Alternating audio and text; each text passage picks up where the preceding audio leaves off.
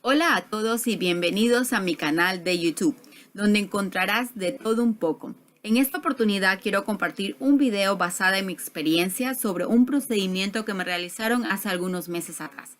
En español, el procedimiento se llama disectomía cervical anterior y reemplazo de disco con fluoroscopía a nivel de las vértebras cervicales C4, C5, C5, C6 y C6 y C7. El día de la operación fue octubre 19 del 2017. Pues si quieres saber los síntomas, tratamientos, operación y lo que ha sido esta recuperación, te invito a quedarte. Mi experiencia.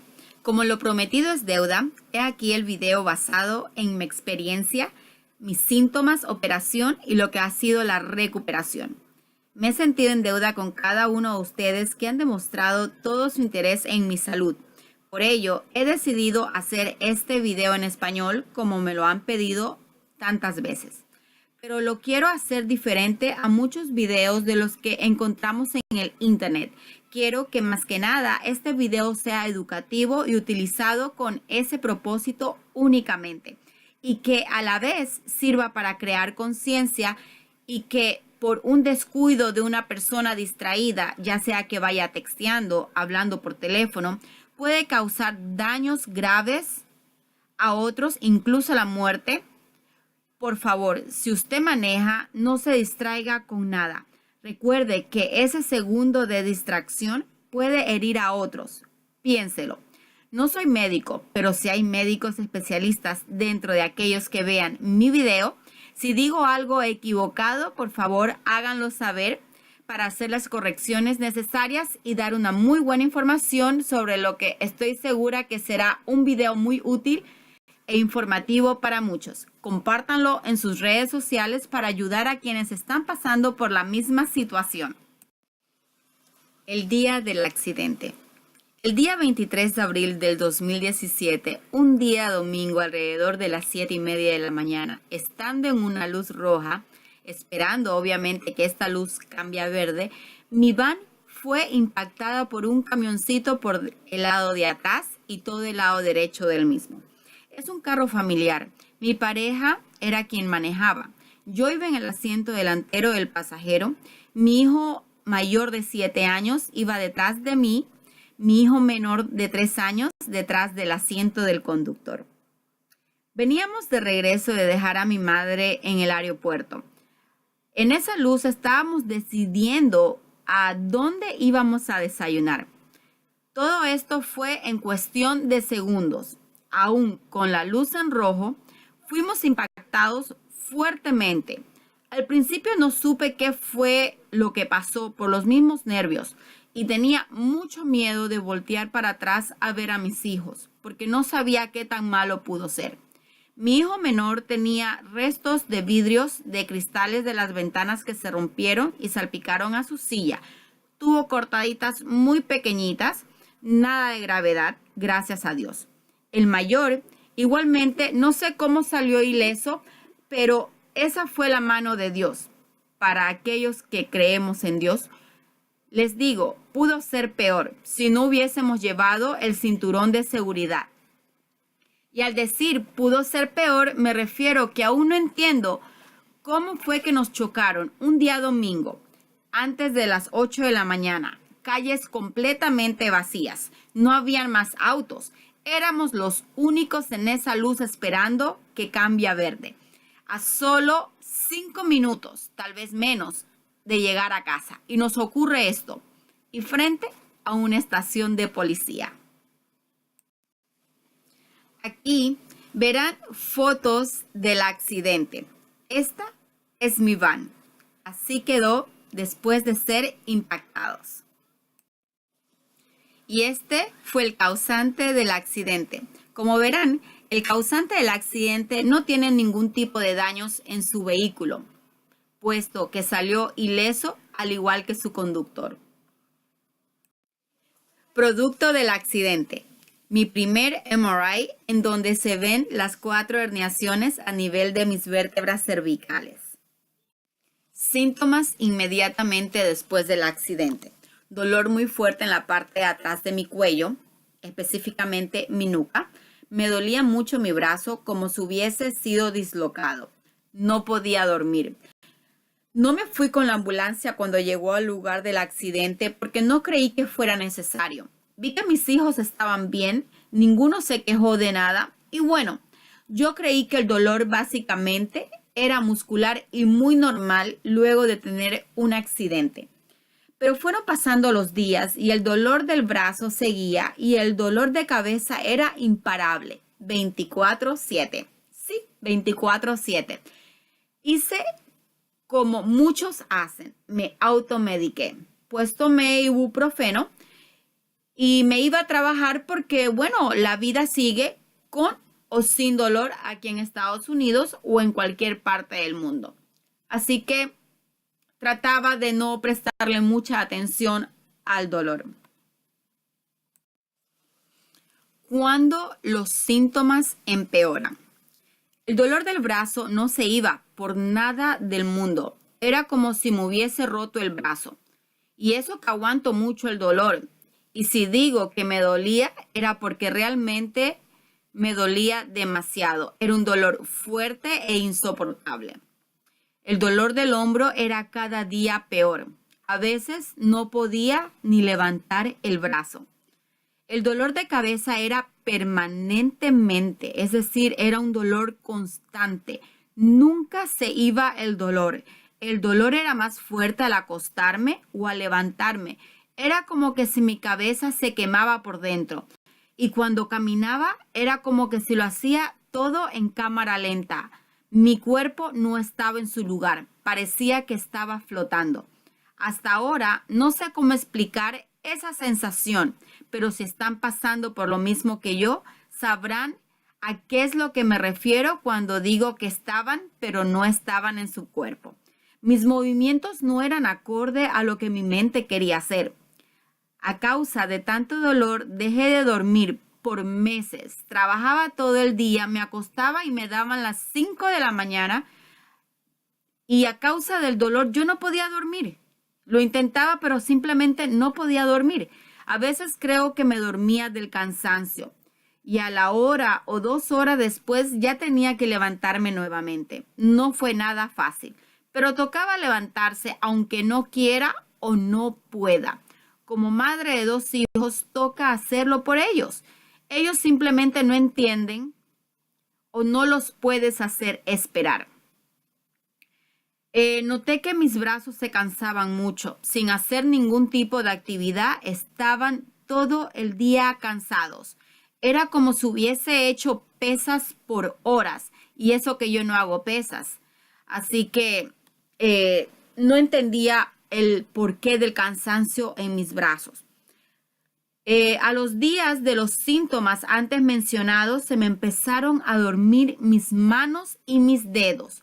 Primero empecé con mi lado derecho. A las semanas ya sentía los mismos síntomas en ambas extremidades superiores, lo que me llamó mucho la atención. Me empecé a preocupar mucho y no sabía qué es lo que realmente estaba pasando conmigo. Sabía que tenía herniaciones, pero no sabía qué tan malo podía ser eso.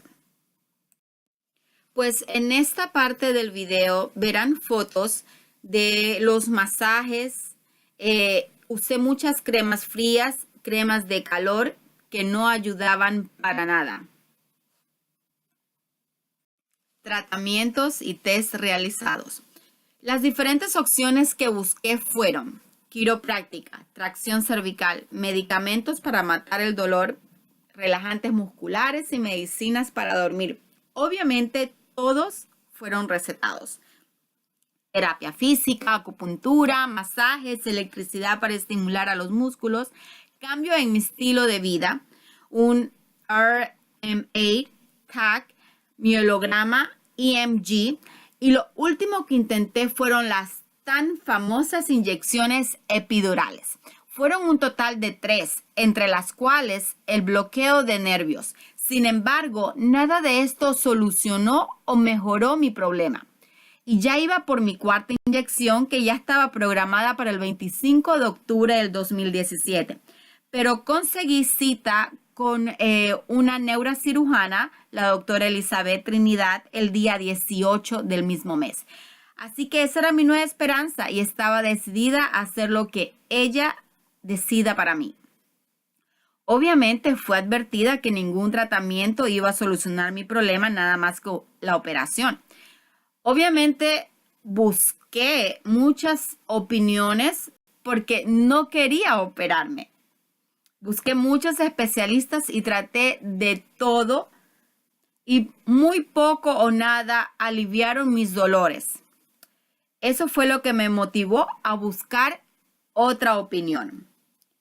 Pues el hecho que yo no veía mejorías de ningún tipo y ya me había preparado mentalmente a que si necesitaba una operación, ya no lo iba a pensar más y estaba decidida a someterme a una cirugía de este tipo con tal de sentirme bien.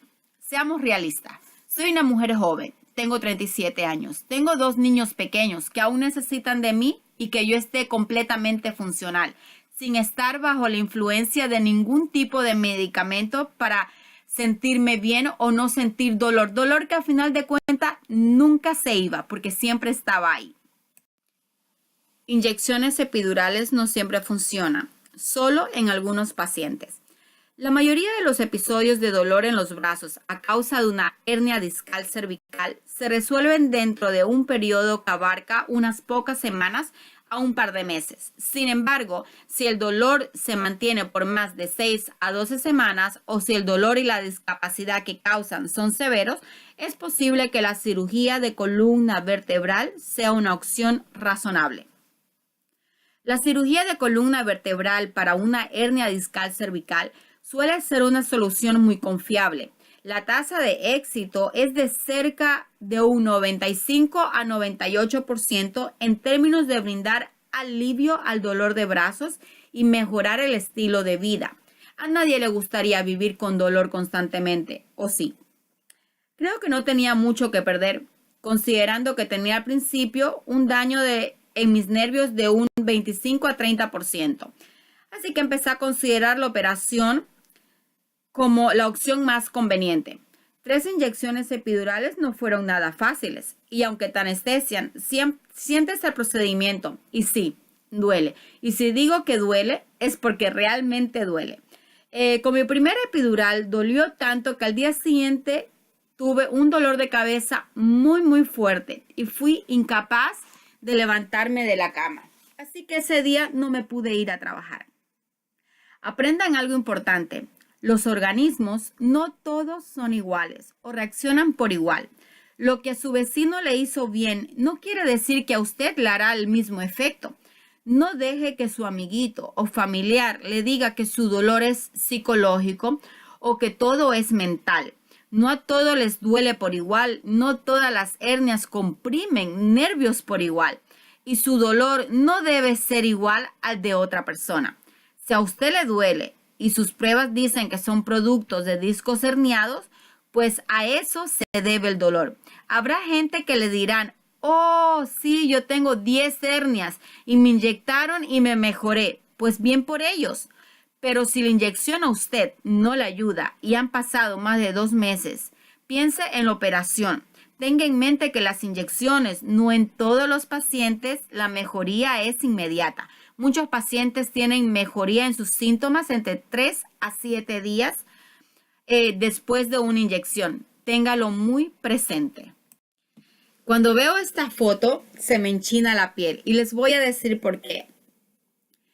A pesar de que es un procedimiento sumamente corto, no toma más de 10 minutos, pero déjenme decirle que el hecho que te pongan boca abajo y no saber lo que está pasando a tu alrededor, pues te pone bastante nerviosa.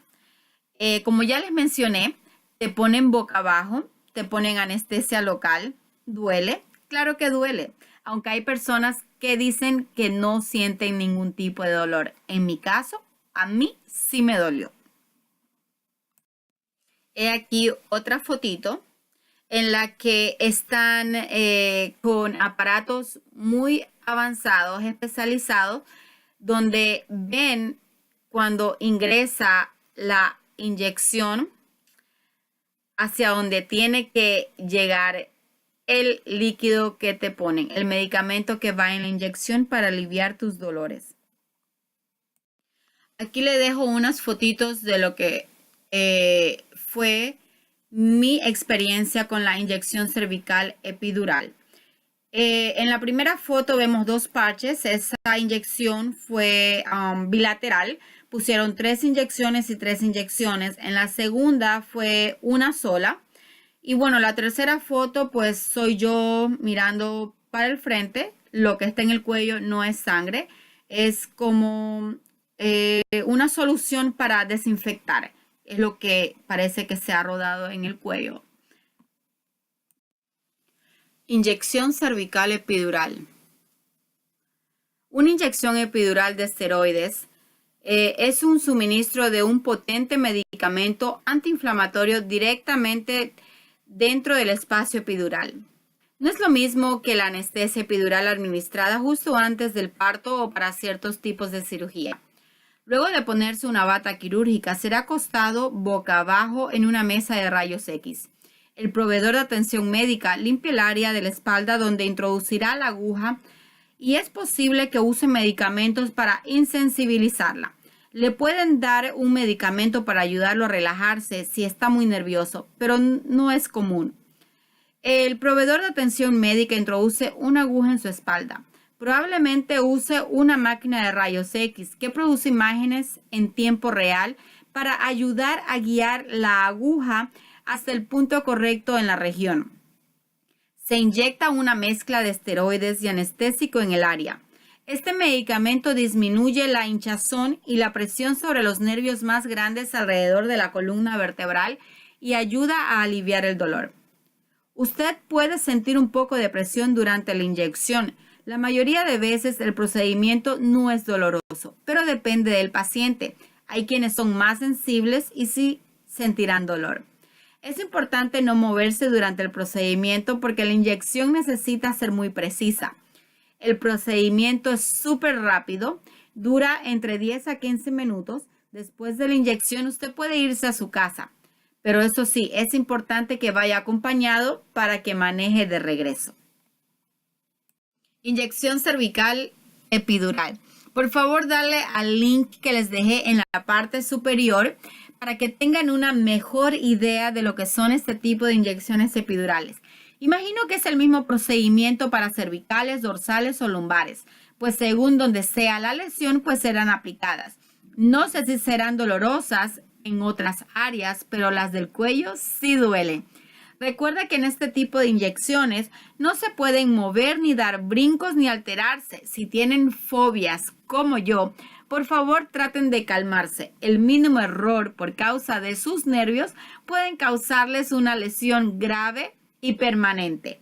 Piénsenlo y traten de calmarse. Hay una lista de medicamentos que debes dejar de tomar una semana antes del procedimiento, como aquellos que dificulten la coagulación de sangre.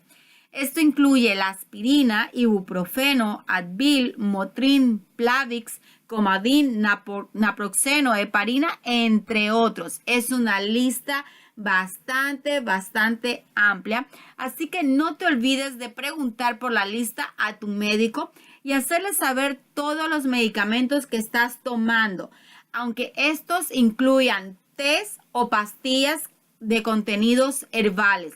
Recuerden que algunas hierbas son hemorrágicas. Antes que se me olvide, 8 horas antes del procedimiento no debes comer ni ingerir ningún tipo de bebidas, y esto incluye agua o café. Ahora, si necesitas tomar medicamentos recetados por tu médico, pues debes hacerlo con el mínimo de agua posible. Inyección cervical epidural, sus riesgos. Las inyecciones epidurales de esteroides generalmente son seguras si son realizadas por un buen profesional con una amplia experiencia. Las complicaciones pueden incluir vértigo, dolor de cabeza o sentirse enfermo del estómago. La mayoría de las veces son leves. Daño a raíces nerviosas con aumento del dolor. Infección en la columna vertebral o su alrededor, como meningitis o absceso. Reacción alérgica al medicamento empleado, aunque siempre le preguntarán si es o no alérgico a ciertos medicamentos o alimentos. Puede presentar sangrado alrededor de la columna, un hematoma, posibles problemas poco comunes del cerebro o el sistema nervioso. Hable con el médico acerca de su riesgo y complicaciones. Recuerde que no soy médico, solo expongo mi experiencia como paciente y lo que me recomendaron o me explicaron. Si usted está próximo a realizarse un procedimiento, sea cual sea, no deje de preguntar si tiene dudas. Recuerde que usted está en todo su derecho de saber lo que le van a realizar y lo que debe esperar después del procedimiento. Una vez más les recuerdo, estas inyecciones no siempre causan alivio. Hay varios tipos de inyecciones epidurales como la Epidural Steroid Injection, con sus siglas en inglés ESI. Es un procedimiento mínimo invasivo que te puede ayudar a mejorar el dolor del cuello, brazo, espalda, que es causado por la inflamación de los nervios espinales. Selective Nerve Root Block Injection, conocida con sus siglas SNRB. Este es otro tipo de inyección muy común y que bloqueará la raíz de los nervios que te causa dolor. El dolor ocurre cuando la raíz de los nervios está siendo comprimida e inflamada. Otro tipo de inyección es la Facet Joint Injection. Esta inyección es parecida a las anteriores, sirven para aliviar el dolor, pero específicamente con esta, mis síntomas empeoraron a tal punto que regresé a mis dolores y síntomas iniciales. Es como si nunca se hubiese hecho nada conmigo. Esta inyección es conocida como Facet Block porque su propósito es bloquear el dolor. Es una mezcla de anestesia como lidocaína y medicamento antiinflamatorio, puede ser un esteroide o cortisona, en donde es inyectado lentamente en la articulación. El día de la inyección. Se les advierte a los pacientes que no hagan ningún tipo de esfuerzo ni hacer cargas pesadas. Recomiendan por lo general que descansen ese día después de la inyección. Hay quienes regresan a sus actividades normales al día siguiente, siempre y cuando no sean trabajos o tareas muy pesadas. Evite manejar. Usted debe ir acompañado de alguien el día de la inyección que lo traiga de regreso a casa. Si fue sedado, el paciente no debe manejar al menos por 24 horas después del procedimiento. Semana después de la inyección. Es posible que los pacientes luego de una Facet Injection, el dolor aumente por algunos días hasta que el medicamento haga efecto. Te dicen que normalmente ocurre dentro de 3 a 7 días. Es normal que sientas dolor en el área. Yo no me pude ni levantar de la cama al día siguiente. Para ayudarte con el dolor te recomiendo usar paquetes de hielo. Créanme que esto ayuda y mucho a sentir menos dolor. Paciente puede seguir tomando su medicación normalmente y pueden regresar a sus actividades y seguir con sus terapias físicas, masajes al día siguiente hasta que empiece a hacer efecto el medicamento.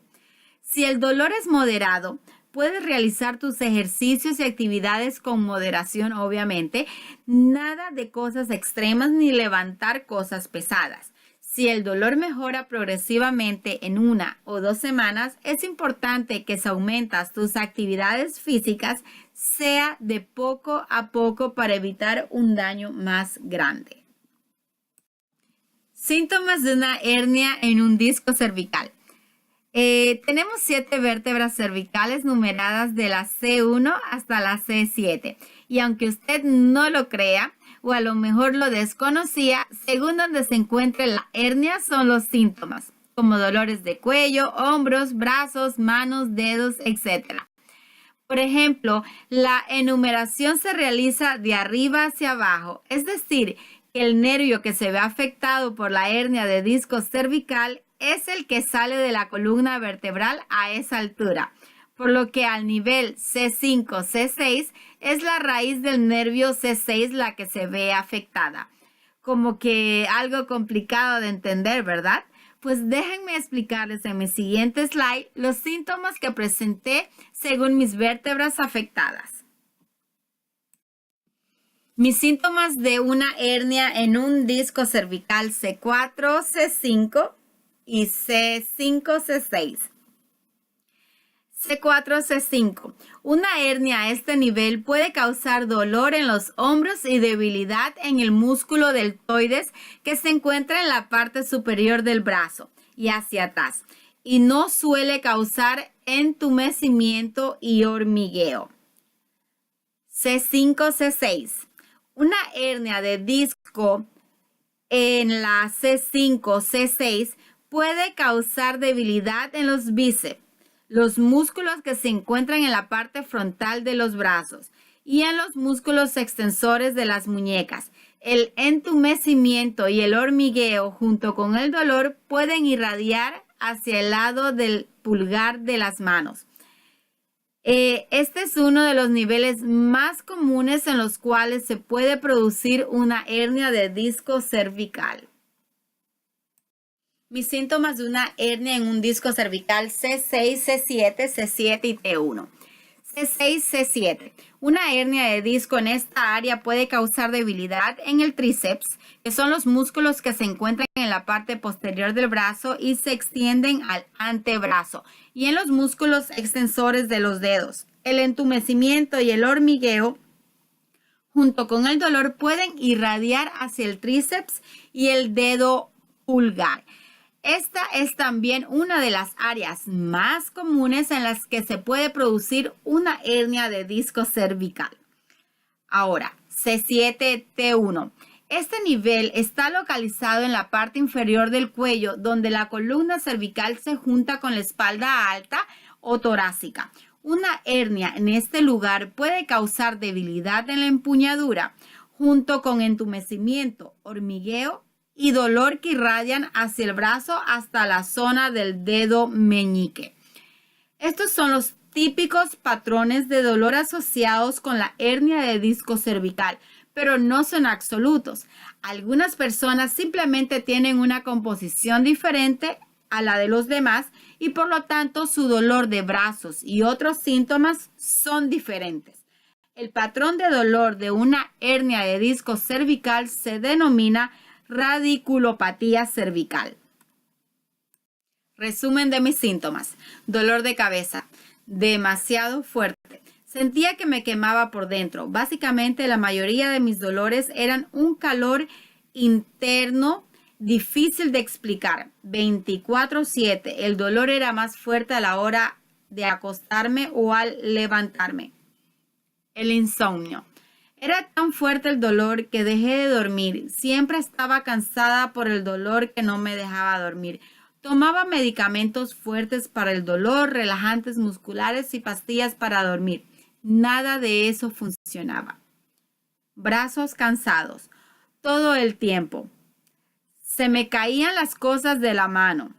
A veces perdía el equilibrio por momentos. Se me dormían las extremidades superiores constantemente varias veces al día. Incluso al despertar no sentía mis brazos. Noté que mis muñecas y manos, especialmente dedo meñique y pulgar, se me dormían. ¿Es confiable una cirugía de columna vertebral? A pesar de que todas las cirugías tienen sus riesgos y complicaciones, con un buen cirujano y con experiencia en columna vertebral es poco común que se produzcan complicaciones serias por la cirugía de disco cervical. Las dos cirugías más comunes son la disectomía cervical anterior y la disectomía cervical posterior. Mi procedimiento fue la primera, disectomía cervical anterior. Este es el método más común entre los cirujanos de columna para la mayoría de los casos de hernia de disco cervical. A través de esta cirugía, el disco es removido por una pequeña incisión de 1 pulgada que viene a ser 2,5 centímetros la cortada, que se realiza en la parte frontal del cuello. Es una incisión sumamente pequeña, no es muy grande, y es por ahí donde realizan este tipo de procedimiento. De ahí tenemos la disectomía cervical posterior. Este procedimiento se hace desde la espalda y puede ser una estrategia razonable para aquellos casos que los discos sobresalen lateralmente en el agujero intervertebral. Sin embargo, es técnicamente más difícil que la estrategia anterior porque hay muchas venas en esta área y pueden causar gran cantidad de sangrado. Este sangrado limita la visualización durante la cirugía.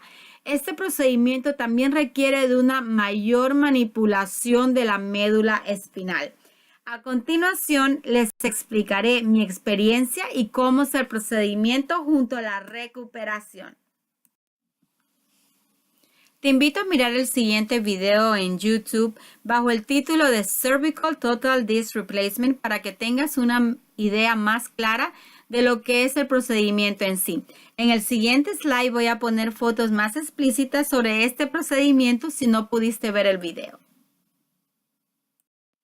Disectomía cervical anterior, fusión.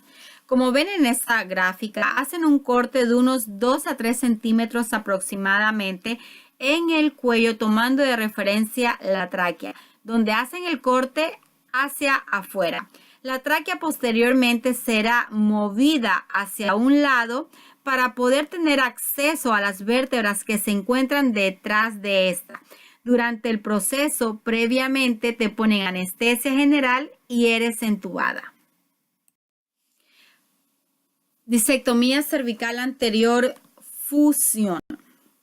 Para reparar el disco dañado, el cirujano luego insertará un implante en el espacio entre las vértebras. El cirujano podrá optar por utilizar un implante de material sintético o de hueso real. Este implante actúa como un soporte entre las dos vértebras para mantenerlas en su lugar mientras cicatricen, con el fin de estimular la fusión y la cicatrización del hueso. El cirujano insertará un injerto óseo en el espacio del disco que fue previamente removido. Finalmente, el cirujano podrá necesitar fortalecer aún más la reconstrucción con la adición de una pequeña placa de metal y de tornillos.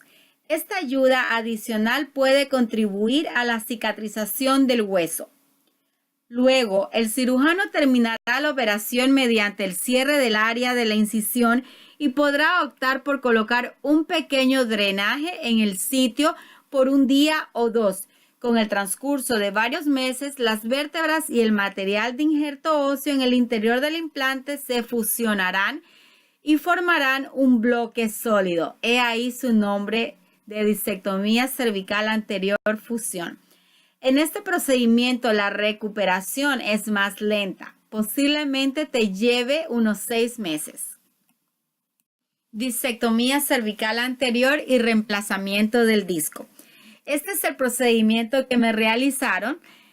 Una vez removido el disco, se pondrá en su lugar una prótesis móvil, que es exactamente la prótesis que vemos en la gráfica. Y la recuperación es en la mitad de tiempo. Es posible que si te cuidas como debes, puedes regresar a tu trabajo en un lapso de 2 a 3 semanas, dependiendo de la función que hagas. Si es un trabajo suave de pocas horas y que no tienes que hacer cargas superiores a las 5 libras, puedes regresar así de rápido. Con mucho cuidado, obviamente, y el manejo, por favor, que sea corta distancia.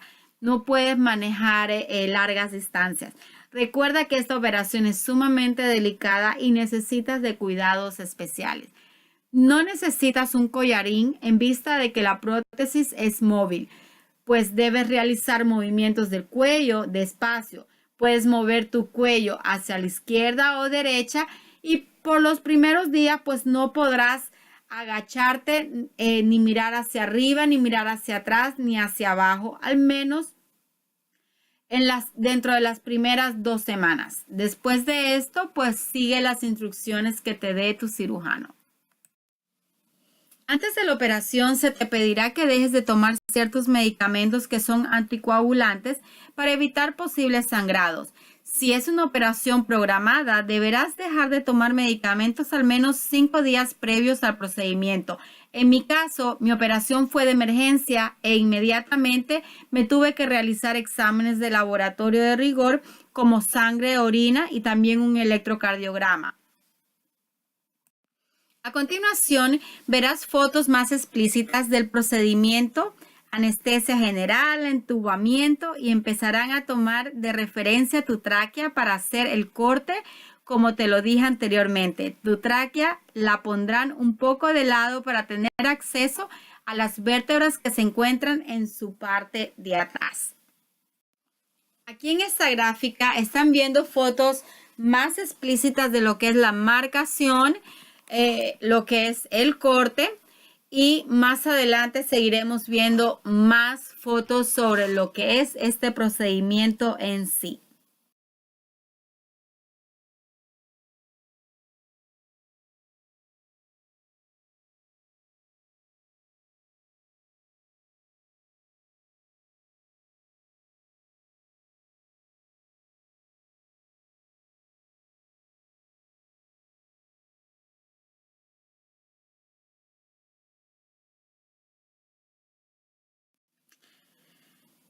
La verdad que después que veo estas fotos junto con ustedes, me quedo un poco boca abierta porque realmente uno se somete a veces a operaciones y no sabemos todo lo que te hacen. Es una operación bastante compleja, para mí es bastante complicada. Son muchas cosas las que te ponen, muchas herramientas con las que trabajan. La cirugía tomó un poco más de 3 horas aproximadamente. Después que despiertas de la anestesia, te hacen comer hielo, levantar los brazos, mover las manos, los dedos y apretar la mano. No te sorprendas que seas dada de alta el mismo día como me pasó a mí. Yo realmente odio los hospitales y sí, apenas desperté de la anestesia, recuerdo que pedí a gritos que ya me quería ir para la casa. Así que lo primero que me acordé que pedí cuando me levanté de la anestesia fue mi ropa. Pedí mi ropa para irme. La verdad que yo todavía no recuerdo cómo me vestí y salí para la casa, pero sí no venía con ropa del hospital, venía con mi ropa. Cuidados después de la cirugía. Seguir al pie de la letra de lo que su médico le recomiende es lo más importante. No puedes hacer cargas pesadas, solo peso liviano hasta un máximo de 5 libras.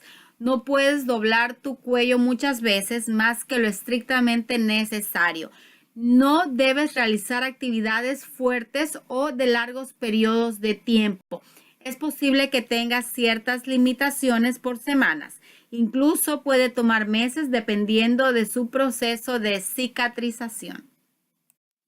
Después de la cirugía, hey, no te asustes. Es normal que tu cuello esté muy hinchado y tu pecho enrojecido. Ya has visto todo el procedimiento y lo complejo que es. Si eres dada de alta el mismo día, procura estar con alguien al menos por las primeras 24 horas.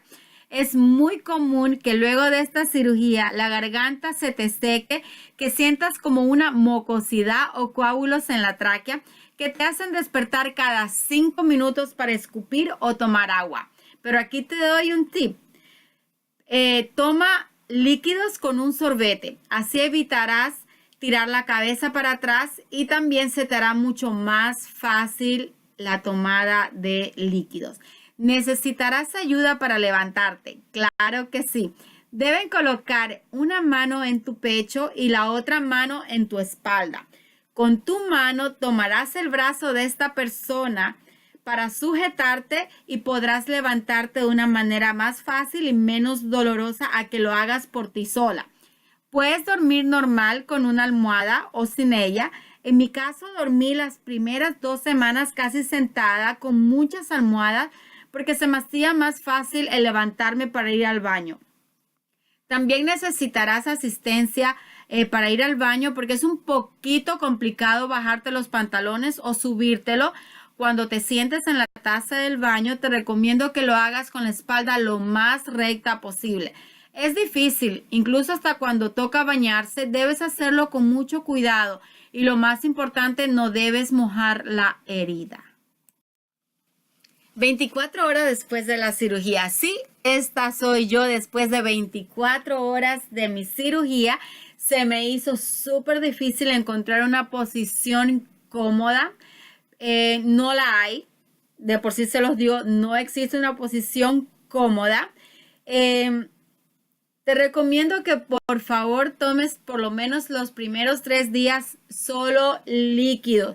No intentes con semisólidos ni sólidos porque la garganta está tan hinchada, tan inflamada que se te van a quedar los alimentos en la tráquea. Te lo digo por experiencia porque esto fue lo que me pasó y solamente probé una cucharada de avena. Sí, avena.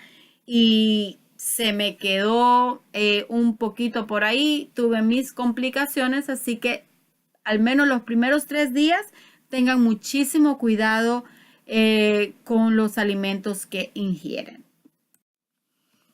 Es súper normal que encuentres moretones en tu cuerpo, específicamente en el área de tus brazos, porque recordemos que nos sujetan a una mesa de operaciones para evitar el movimiento cuando te ponen todo ese tipo de aparatos que ya vieron en los slides anteriores. Te taladran, martillan, ponen, sacan y amarrarte es una forma para que no te muevas.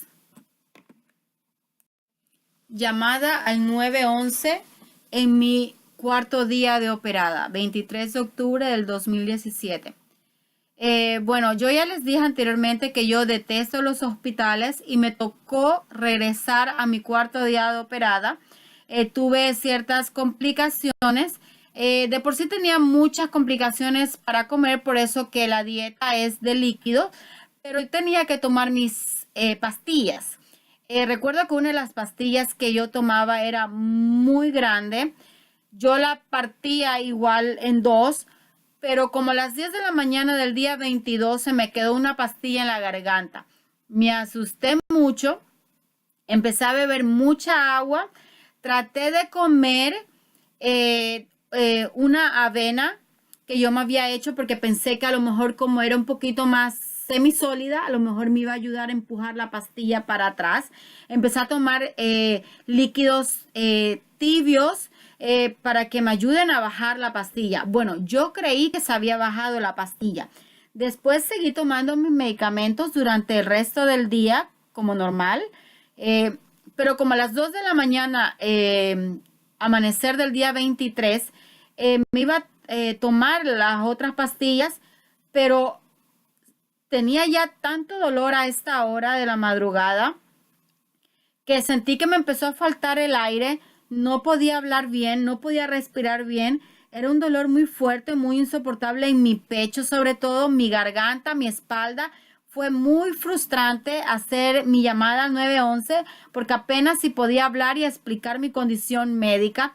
Y cuando entraron los paramédicos tuve que explicar el por qué tenía una herida en mi cuello, que si me podía levantar, que si podía hablar, que si no podía respirar, que yo no sé cuántas veces tuve que explicar y es más, tuve que darles indicaciones como pude de cómo ellos me podían levantar. Efectivamente, cuando llegué al hospital me hicieron todos los exámenes que tenían que hacerme y tenía tejido blando y acumulación de pastillas en el cuello que no estaban del todo disueltas. Pero ahí no terminó mi odisea. La famosa receta médica. Me dieron de alta de la emergencia después que me practicaron el CT scan y me administraron morfina para el dolor. Llamaron a mi cirujana y ella decidió que estaba muy bien que me envíen el mismo medicamento en solución en vista que tenía mucha inflamación. Así evitábamos nuevamente complicaciones por los medicamentos. Lamentablemente ninguna farmacia quiso entregar la receta y estoy hablando de Walgreens, CVS Pharmacy y Walmart. recién operada de la columna, ellos esperaban que yo personalmente vaya y pida mi medicamento, algo insólito. Fueron con mi ID, la receta médica, la copia del papel que estuve en emergencia, la salida del hospital cuando me operaron. Y aún así les importó muy poco o casi nada si sentía dolor o no.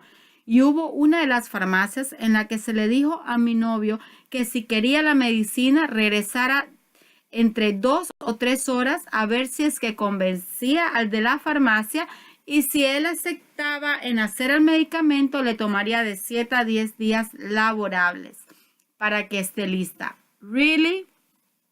Pues sí.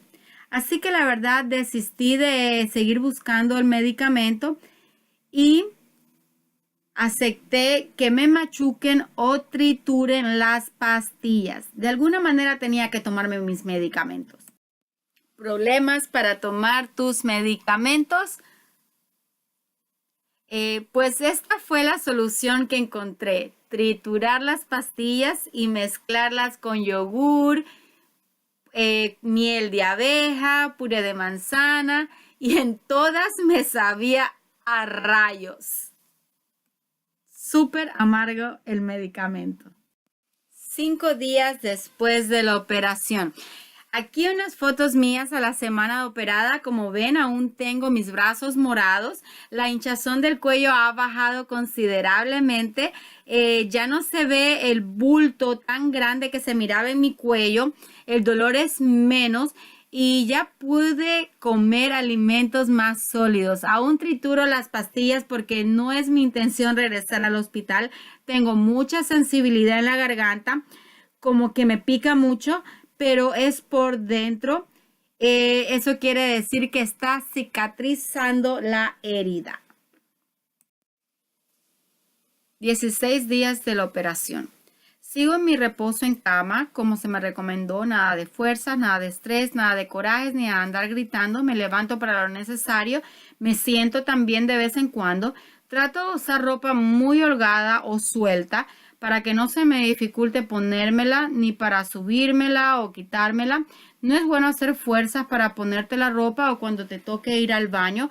A la hora de ir al baño, trata de hacerlo con mucho cuidado, no mojes la herida. Hay parches que son a prueba de agua para cubrirte la herida. Evita agacharte o tirar la cabeza para atrás. Trata de hacer lo que sea que vayas a hacer en el baño. Si te vas a bañar, trata de hacerlo antes de tomar tus medicamentos. Hay medicamentos que tomamos y a la media hora ya están haciendo efecto y nos empiezan a dar sueño, nos dan mareo, nos dan inestabilidad. Así que es mejor hacerlo cuando estás en cama reposando para evitar accidentes o caídas en el baño que pueden ser fatal para tu operación. Si puedes contar con alguien que te ayude y te cuide, sería lo ideal. Si no, sigue mis consejos. 20 días de la operación. Como podrán ver, ya han pasado 20 días después de que me operaran. La cicatriz cada día se hace menos visible, si es que es lo que les preocupaba la cicatriz. Es de ahí la importancia de muchas cosas para una pronta cicatrización. Una de ellas es dejar de fumar si fumas. Eso hace que tu cicatrización sea mucho más lenta. Hay que tener una muy buena alimentación, tomar tus medicamentos y seguir instrucciones al pie de la letra. Si tienes una crema para las cicatrices, puedes aplicarla. Yo uso Cicatricure, aunque realmente se me olvida, me la pongo muy poquitas veces cuando me acuerdo, pero lo más importante es que la salud se te restablezca después de un tipo de cirugía como esta. Cita con mi cirujana 20 días después de la operación. Aquí les dejo la información de mi cirujana por si deciden consultar o discutir su caso con ella. Están en muy buenas manos. En esta cita ella me vio muy bien, con otro semblante, lloró conmigo de verme tan recuperada y sonriendo, pues le expliqué Inmediatamente después de la operación, el dolor de cabeza, el hombro y el brazo desapareció. Aún se me duermen las manos y los dedos. Es un proceso que puede tomar de 6 a 12 meses a que desaparezcan los síntomas por completo.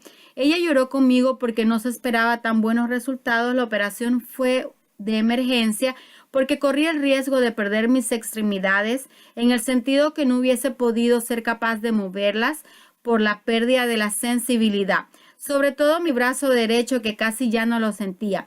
Busquen ayuda, busquen otras opiniones y recuerden, tampoco se pasen en buscar muchas opiniones, que eso fue lo que me pasó a mí. Busqué 4 opiniones para que al final me digan que necesitaba operarme de urgencia. Gracias a Dios salió todo muy bien y estaba muy bien de salud para ser operada. Agradezco a Dios, agradezco a mi cirujana Elizabeth Trinidad, agradecida con todo su equipo de anestesiólogos, asistentes, enfermeras, camilleros, a todos en general, a mi familia, a mis amigos por estar muy pendientes. No tengo cómo agradecerles por estar siempre ahí, antes, durante y después de todo el procedimiento, por los que están y seguirán estando. Dios me los bendiga a todos y me los cuide. Bye bye.